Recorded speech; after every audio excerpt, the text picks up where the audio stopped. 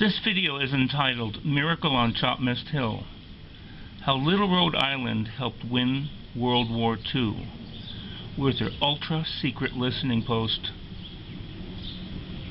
by Professor Stan Gaby.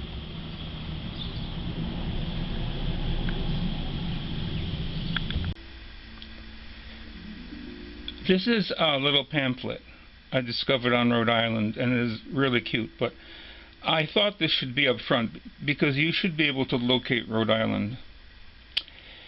There's the United States, showing where it is in regards to North America. And finally, this little red dot over here is where Rhode Island is. I guess it's the smallest state, but you can see where it is now. Little Rhode Island. It's still called the Ocean State. We get a little better picture of it over Rhode Island as the Ocean State in this blue-hued outline of it. And notice that it is bounded by Connecticut on the west and by Massachusetts on the east and Massachusetts on the north. And it has this very large inlet waterways of Narragansett Bay, Newport, Rhode Island, Point Judith, Block Island, and where Providence is, right up here, we'll just go to the west of Providence and see the Scituate Reservoir. Now, this is called the New England Upland because where these lighter colors are hills that are maybe 600-700 foot high, which is fairly high, and this edge of the state is fairly high too.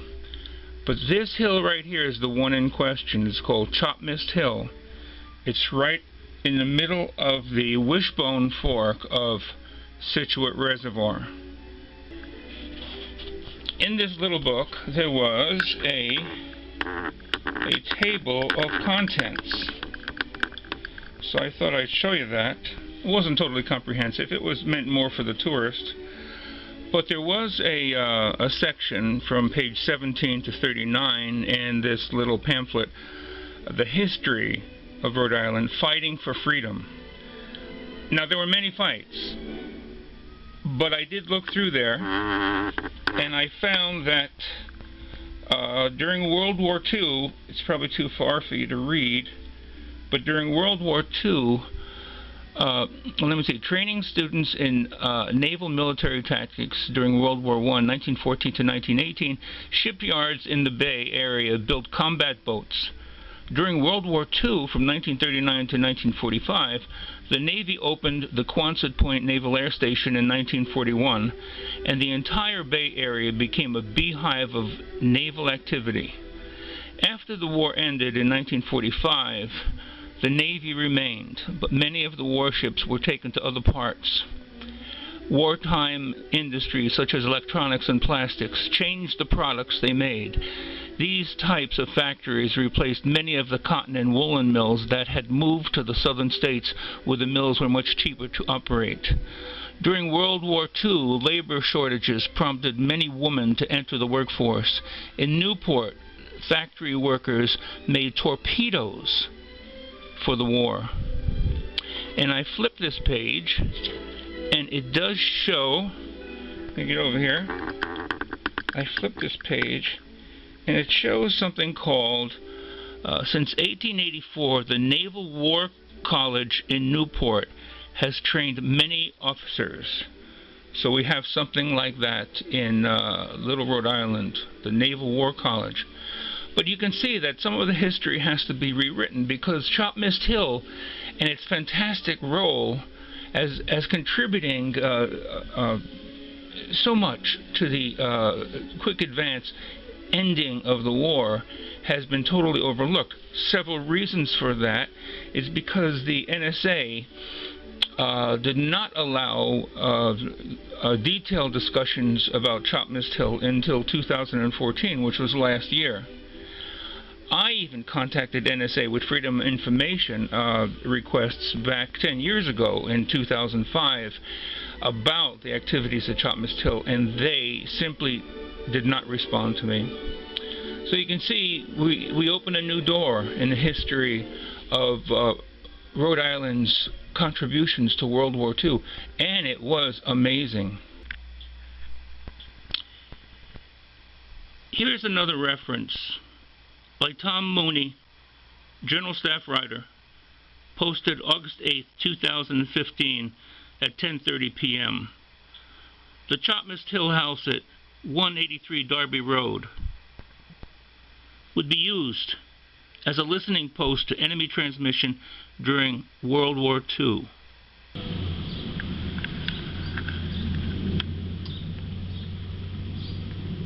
Here's Little Rhode Island again, and that post was uniquely situated right here in the middle of the Scituate Reservoir, up on top of a hill called Chopmist Hill.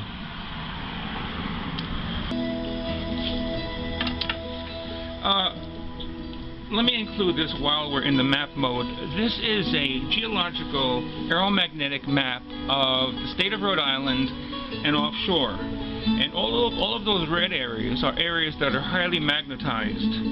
And what I'd like to point out is, why would anything be magnetized? It's because there might be something like a very dark lava or mafic rock underneath the surface that retains magnetism, and therefore has a magnetization and a very tough structure that is stronger than surrounding rock. And what I'd like to experiment with right in front of you is to see if this spot here is one of these buried volcanoes, a magnetic pluton, which could affect maybe radio reception in the area.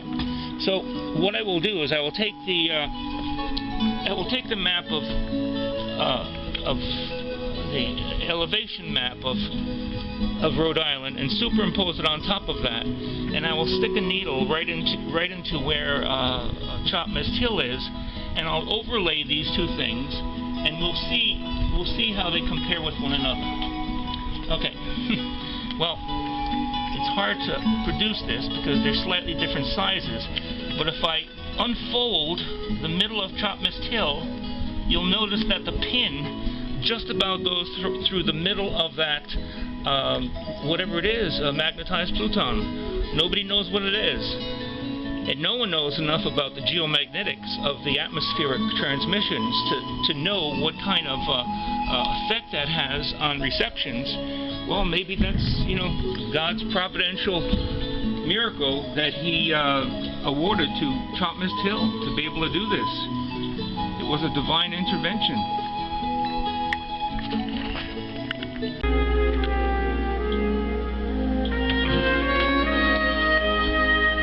This program is a celebration of our planet. It reveals a portrait of a precious place in the Northeast that may have blessed us with our path to our survival. Let this story inspire faith now and for the many generations that lie ahead of us.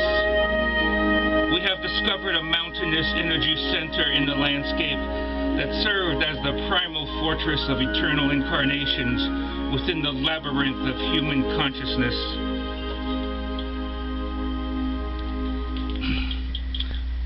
Some called it divine intervention, others manifest destiny, yet many simply do not believe it, even today.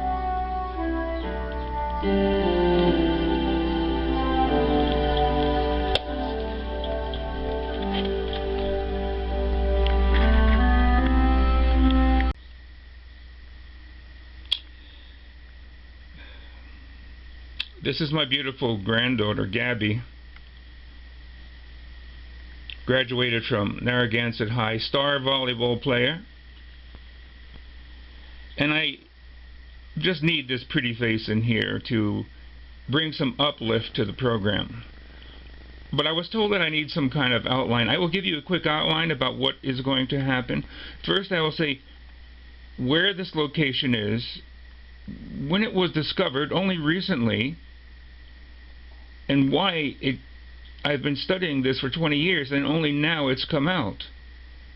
My purpose is to change the history of Rhode Island, at least the way it's written. So I'd like to present my interpretation of this, show you some demonstrations that I have. I tried to figure out how the miracle happened up there, and then I will get into details later on, but I certainly will respect the fallen, and you will see that. But near the end, I will come to some of the details of exactly what we heard and how it changed the course of the war, and give you some examples of how things like this can happen on Earth, how radio wave propagation occurs, etc., for those who may be interested in this, and then further try to study it, the phenomena of electromagnetics that travel around the globe. Open for this program is open for history students that do not know a thing about World War II, but need a little more information, and also for the other older students of us that never heard of Chopmist Hill. So bear with me on my amateur presentation of this. There will be some slow spots, I know, but it will all be there. I never have done this in any of the 5 other videos that I've produced this year so far. So this is kind of weird for me, and I apologize, and of course I don't have her other twin in there, and I'm a twin myself, and they don't have some of the other family. They'll get really mad at me. But this is the first time I used to write books, field guides. One was called Day Trips Through Connecticut by Gaby, 1979. The other one was called The Orient Point Passage by Gaby in 1984, and they should be in all the libraries, but people don't pick up these pamphlets anymore, and instead I'm trying short videos, and the very rough, uncut, not professional at all, but I'm doing this by myself because I do feel that I still have to continue my contributions as a public service to help educate everybody. I'm not getting paid for it, and I'm just doing this. So bear with me, and I won't do any more of this, I promise.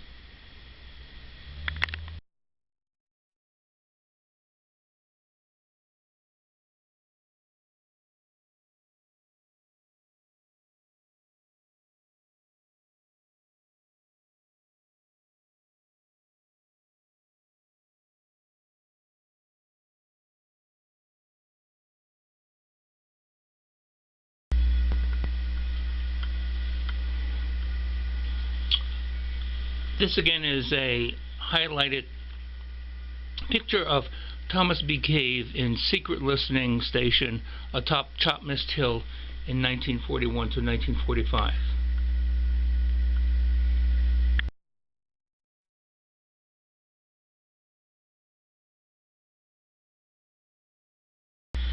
And of course we cannot leave out the Federal Communications Commission, Commissioner George Sterling, on the station at Chopmist Hill.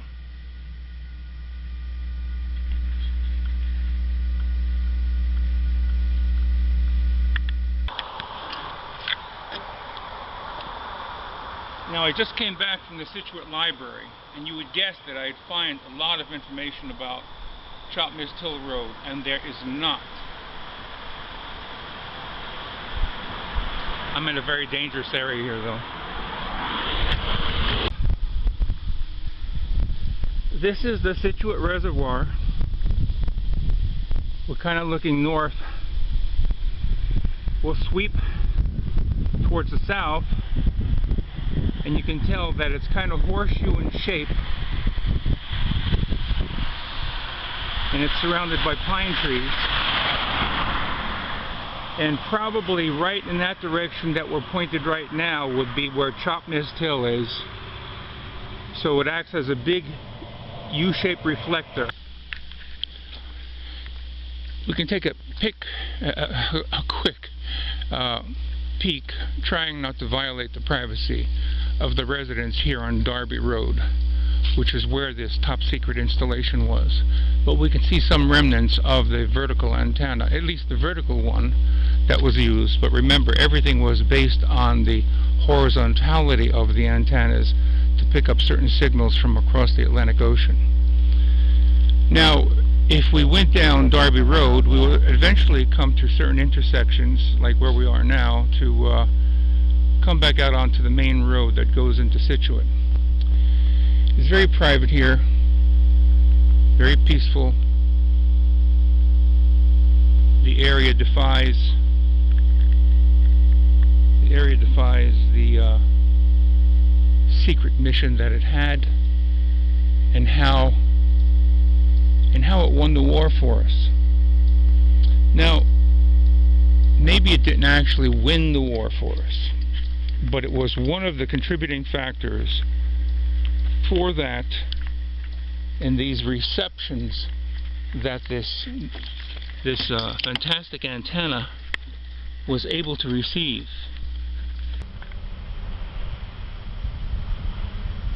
Now, right in front of us there are 3 telephone poles, and there's a wire going from this first pole here off to the left diagonally, and there's a wire going off to the right to another telephone pole. Now this makes a V. What we found out back in the 1930s was that if we were interested in receiving long-distance radio communication, high-frequency communication, like on the 10-meter band, that we would use a construction like this. Holding out your arms, it'd almost be like a divining rod. So some of the signals coming directly at us, at this vertex, would be enhanced on the right-hand side diagonal and enhanced on the left-hand side diagonal, and be picked up here and come into a ground, into a station that would be able to pick up these radio waves.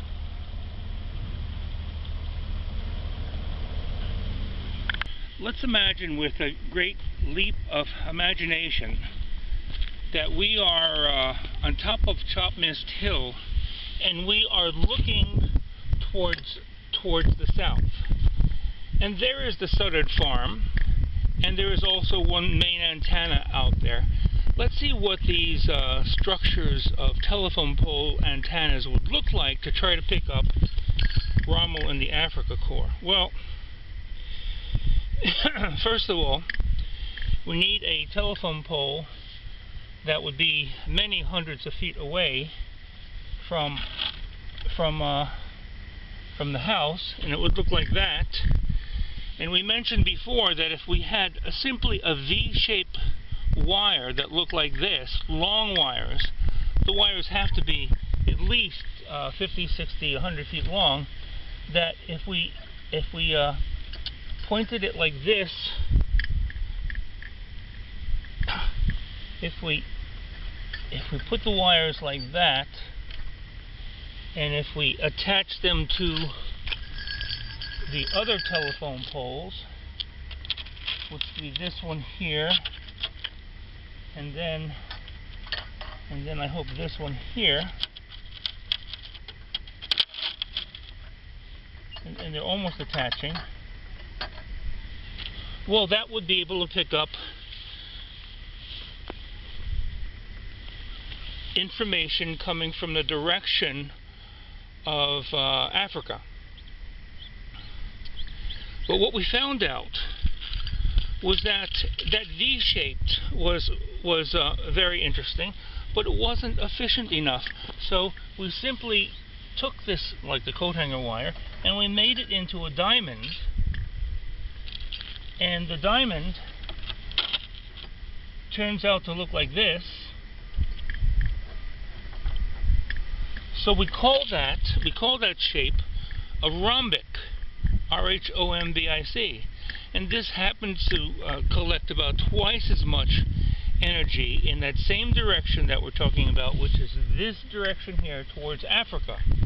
Now we would get a clue about signals that were coming from the eastern portion of North Africa, which is approximately Alexandria and Cairo, which is where the big confrontation occurred when Rommel was trying to punctuate and blitzkrieg into Cairo.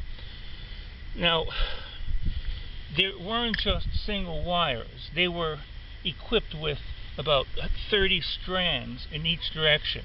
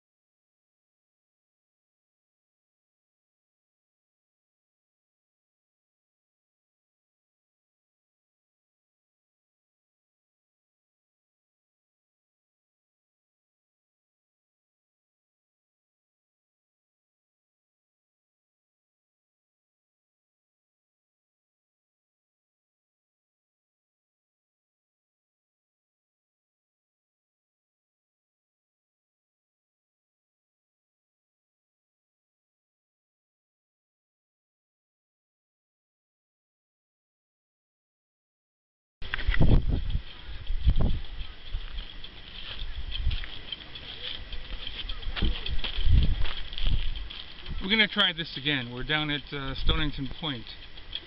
And this was at the insistence of a really tough nut by the name of John, who works at Granite Photo. He looked at some of the stuff, some of the narrative that I produced before, and he said, nope, it's not going to work. So imagine telling a teacher that's not going to work. And so I respect him, and we will try this again.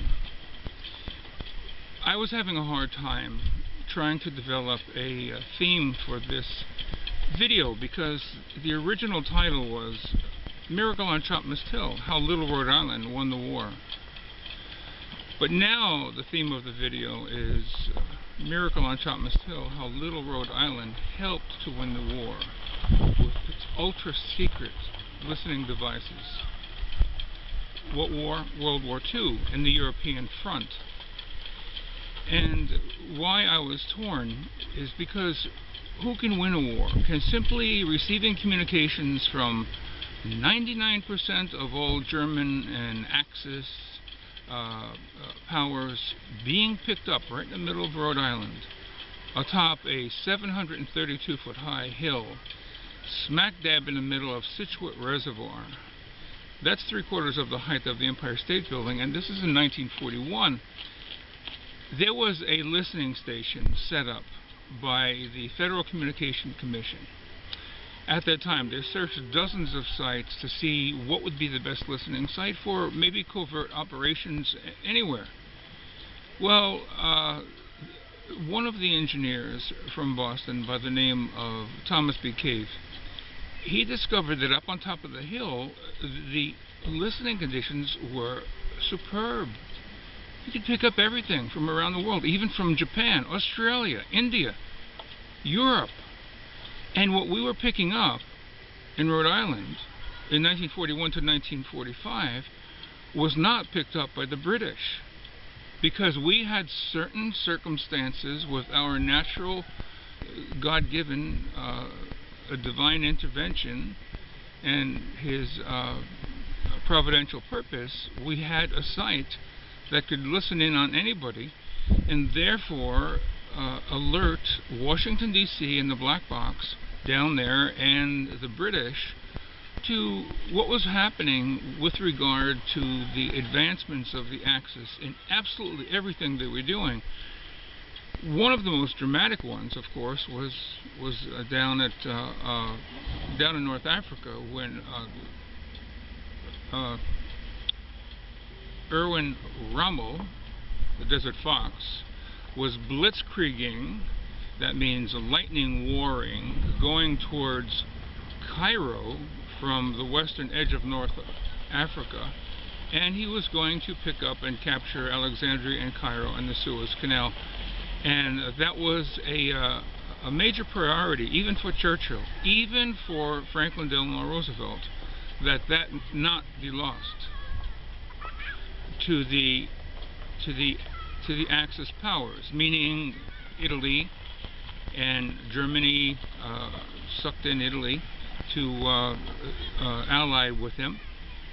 So we also picked up, most importantly on Chopmist Hill, the weather reports from Europe, which would predict and determine when the best times were for Axis movements of Luftwaffe, air power, even our advances in air power.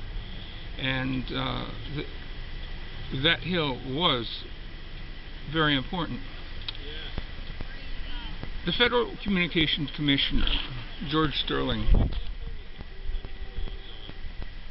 recalled being interviewed in 1981 by a Providence Journal investigator about the Chopmist Hill station, and he said he didn't know why America was caught sleeping during the Pearl Harbor, December 7, 1941, because we picked up the advances of the Japanese Navy before that event, and we relayed that to Washington to no avail. So we have a conundrum here. I'm smiling a little bit because the video before me, I had some of my children with me, and of course they're smiling, and we should smile because we are a free country. We're free because of the sacrifices of others. Now, my dilemma in trying to produce this was, do I say that Chopmist Hill listening station and all the information we disseminated throughout the whole war is what won the war? Well, I can't say that, because what of all the other sacrifices at Normandy and all of the other Battle of the Bulge? How about the other allies that lost whole armies? So what I came to the conclusion was that Rhode Island assisted tremendously in bringing a quick end to the war. Now, there's something called the National Security Administration, NSA, and only last year did they release information about Chopmist Hill and its role in World War II. 10 years ago, I wrote a Freedom Information request to NSA in Washington, and I asked for more information about what went on in Chopmist Hill, and they did not answer me. Why I was stimulated into doing that was because about 15 years ago, some ham radio operators said that they knew some other hams that were picking up German talk over the ham radio, and we ultimately found out that it was coming from North Africa, and the communication in German was between Rommel's advanced communication panzer tanks and his own panzer tanks. So we picked that up verbally, as well as the Enigma encrypts, Enigma 3, Enigma 4, and we radioed those, sent those quickly over to Washington, D.C., and the ones we felt we could do it immediately for British. Now, with this information, that's not enough to win the war. Because if the folks over there at that time, like the Allies, if they had that information, but if they weren't ready to act upon it, if they did not have their battalions and their armies in place to defend or to offend, then the radioed information was precluded. But a lot of it was very useful. One important one was, of course, in the mid-40s, the Queen Mary was carrying 14,000 troops, and it was going past South America. The German U-boats, under the command of Donitz and the wolf packs, they were aware of the passage and the route that the Queen Mary was going to take. We picked that information up on Chopmist Hill. We relayed that back to the necessary principles, and the Queen Mary diverted its direction. Maybe one of Chopmist Hill basically saved hundreds of thousands of lives with the information that was picked up on top of that hill. Now, there is something I left out.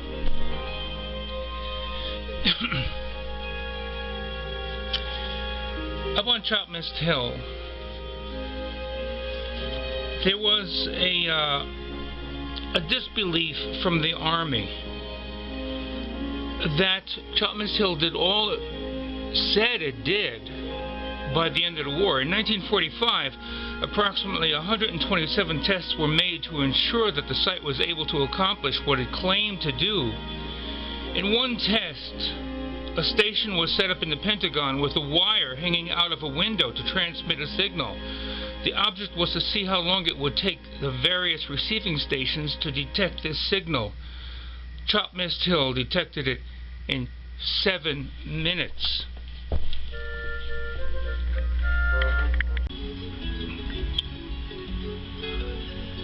We had another surprise.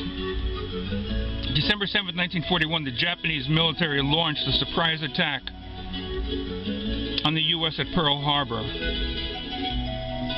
It sank or damaged over 14 naval vessels and killed over 2,300 U.S. troops.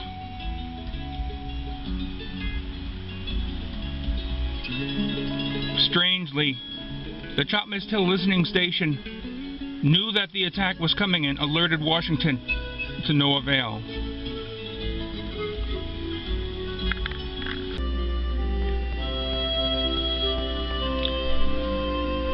This is a picture of a wolf pack.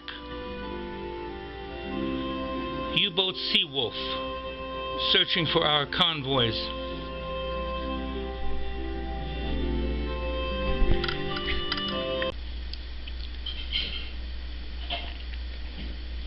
Here's a convoy of merchant ships, Liberty ships, crossing the Atlantic in 1942.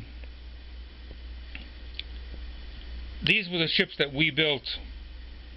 Almost 3,000 Liberty ships that were 450 feet long to supply the Allies with much needed supplies and fuel and food. But of course these were the convoys that were stalked by the Wolfpack Donitz's U-boats that were very successful. In 1942, in November, they had their biggest sinking episode ever of some 700,000 tons of Liberty ships downed in the water. We kept building them at almost one per day, almost 3,000 of them, trying to outpace Germany's production of U-boats and torpedoes. We just sent them out. We wanted to keep them going so that they simply were exhausted with torpedoes. We succeeded in that. At what price?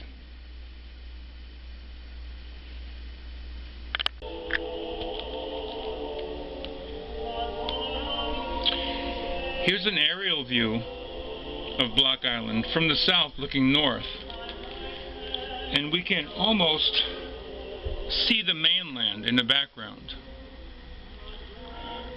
Kind of looks like a pork chop. Very dramatic and beautiful island. They call it the Bermuda of the North.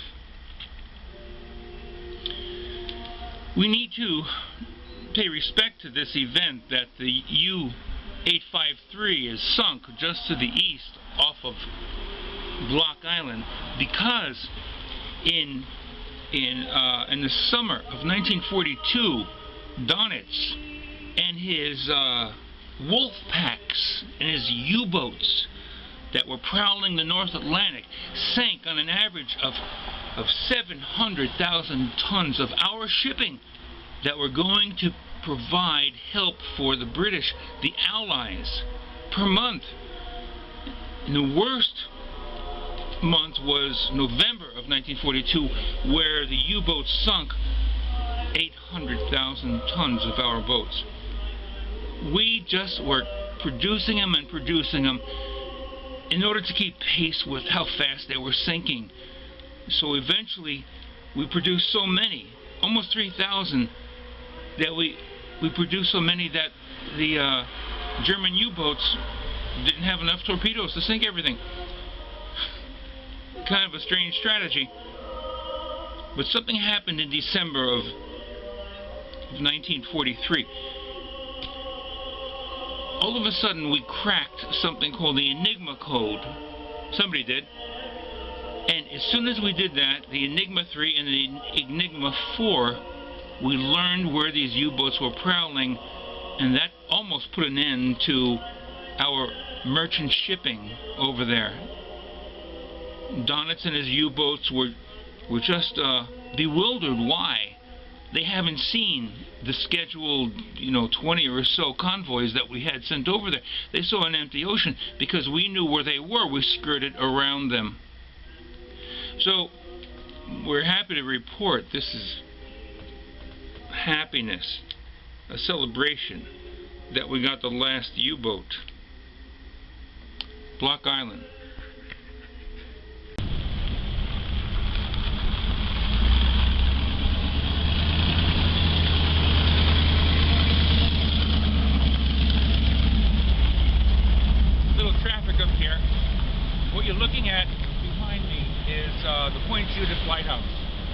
We are down here, still in Rhode Island, at the very southern tip, called Point Judith. And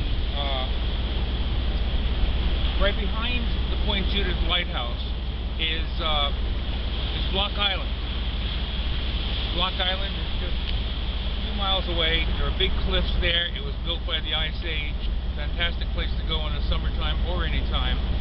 And what's interesting about this location, even though I'm competing with a car idling behind us, is that in April of 1945, there were U-boats, Wolfpack U-boats, prowling the area, looking for anything to sink, still, because the war was not over. And one particular U-boat called the U-853 had sunk a boat up by Portland, Maine. There was a large collier boat, the SS Black Point, and it was carrying 7,500 tons of coal from the south up to Massachusetts. The U-853 sunk it right off of the east side of Point Judith, and that was on the 5th of May, 1945. Now, by this time, the Führer, the ruling commandant in Germany, had already called off all the U-boat attacks because they realized it was a hopeless case. Nevertheless, the U-853, the mystery behind it is it never got the message. So immediately our Coast Guard was activated and they prowled the area for this U-853, and on May 6th they sunk the U-853. It is in 120 feet of water just off of Block Island, 7.7 miles to the east of Block Island.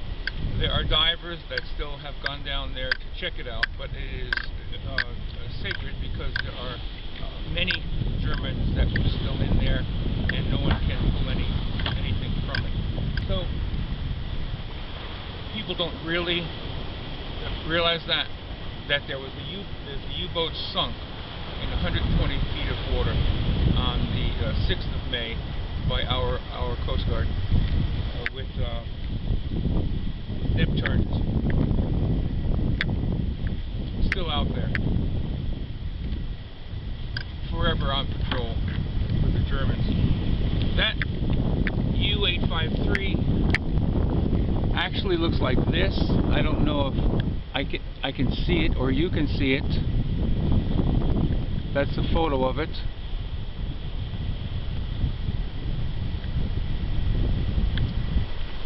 The Mobley, U.S. Coast Guard Mobley, there's a picture of it casting depth charges, and they sunk it probably in the evening and made sure they sunk it the next day, just off of our coast.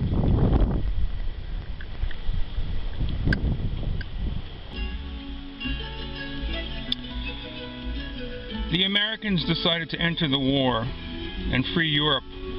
This was the landing, the American invasion at Omaha Beach, and it met the strongest German resistance, costliest of the D-Day beach landings.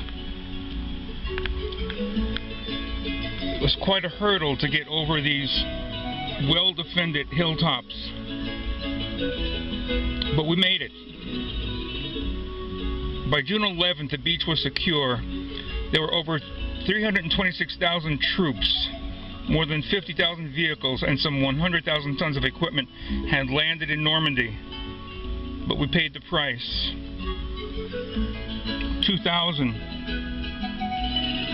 of our men perished trying to land on the beach. And they are at the Normandy American Cemetery overlooking Omaha Beach and the English Channel.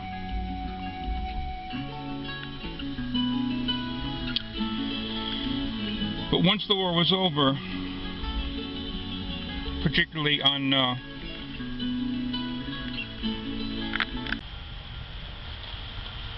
but we also paid tribute to the courage and bravery of those who pledged to serve overseas over there. All fallen were members of a brotherhood dedicated to preserving freedom. They have gone to be welcomed by the heroes who went before them and cherished by those they left behind. This video is not meant to minimalize the sacrifice of all those heroes who perished in World War II, defending democracy, humanity, and who desperately fought, bled, and died in a noble effort. Theirs is a story beyond words, a story of bravery and sacrifice that must never be forgotten. The American sacrifice, the cemeteries in Normandy and Luxembourg, offer a somber environment to express our gratitude to the fallen. Thank you, America, for being free because of your efforts.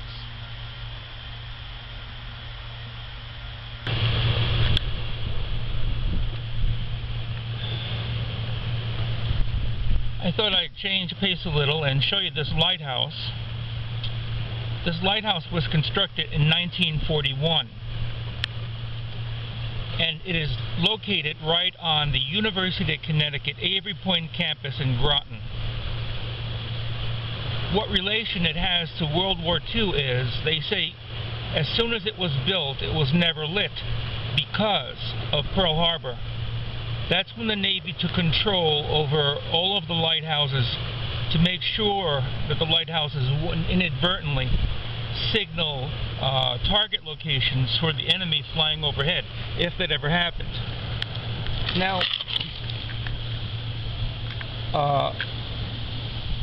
what you see in front of you is the University of Connecticut campus, the Avery Point campus of UConn. I taught here, and I retired from here. I spent 40 years teaching, and the last 10 years was at Avery Point, University of Connecticut. It was a wonderful experience. They offer the BGS program, they have marine sciences, they even offer graduate degrees in oceanography and marine science. Now, as soon as I get up above this wall, you are going to see that we are at a pretty fantastic place. And I suspect, though, that the wind is going to dampen the mobilization that comes from me. At least we're steady. Looking out straight ahead is the New London ledge light that was built in 1905, and it was placed there to protect the rocky shoals that are just to the east of that ledge light. It looks like the boat coming in is a boat from a marine educational institution here called Project Oceanology. It's coming into this spot. We're at Project Oceanology. Very barely, there's not a very good zoom on this, but even though I am not a ham radio operator or zealot, I do subscribe to QST, which is the ARRL, American Radio Relay League, and they are actually located in central Connecticut. So I thought I'd tell you about that. That if you wanted to get into DXing and shortwave radio reception from overseas in many spots, these are the guys to join and subscribe to. They were in existence from 1915 to 2015. It is their 100-year anniversary. Devoted entirely to amateur radio.